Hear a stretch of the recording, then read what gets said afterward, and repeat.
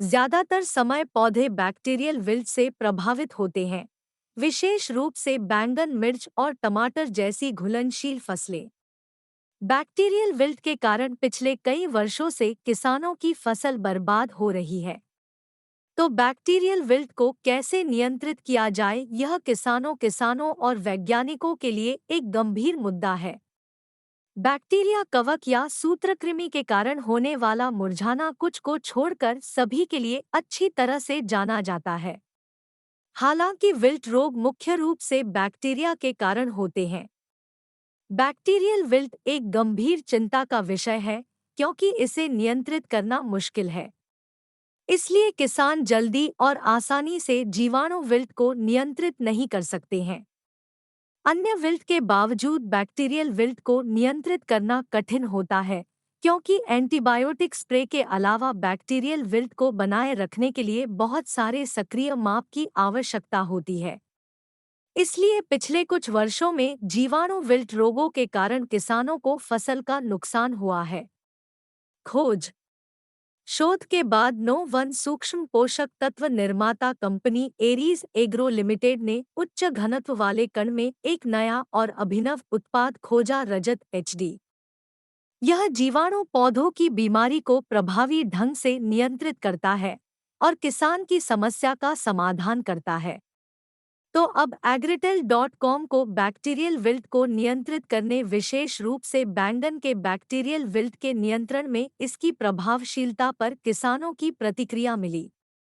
तो अब अधिकांश रजत एचडी खोज रहे हैं, क्योंकि यह अब बैक्टीरियल विल्ट को नियंत्रित करने के लिए एक हॉट केक है। अब रजत एचडी और इसकी क्रिया और अनुप्रयोग के तरीके को साझा करते हैं। तकनीकी सामग्री: रजत एचडी में हर्बल अर्क के साथ एम्बेडेड धातु आयनों के उच्च घनत्व वाले कण होते हैं।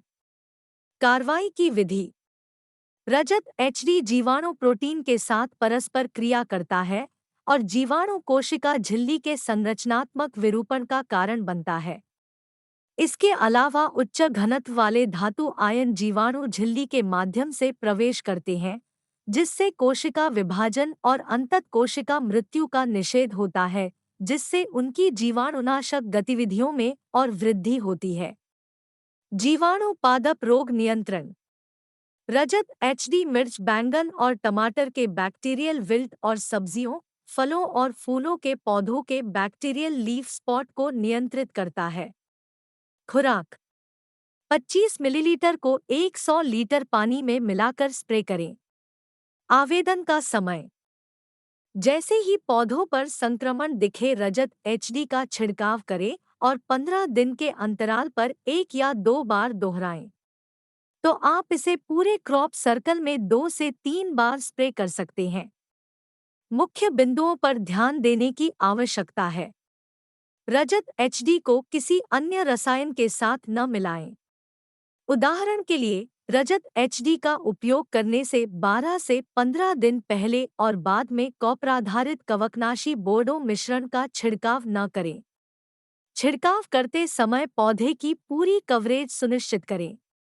इसका उपयोग करने से पहले अपने स्प्रेयर को ताज़े पानी से धो लें, ताकि स्प्रेयर में पिछले छिड़काव का कोई रासायनिक अवशेष न रह जाए। सब्सक्राइब, फॉलो और शेयर करना न भूलें। हैप्पी लर्निंग और सुनने और देखने के लिए धन्यवाद।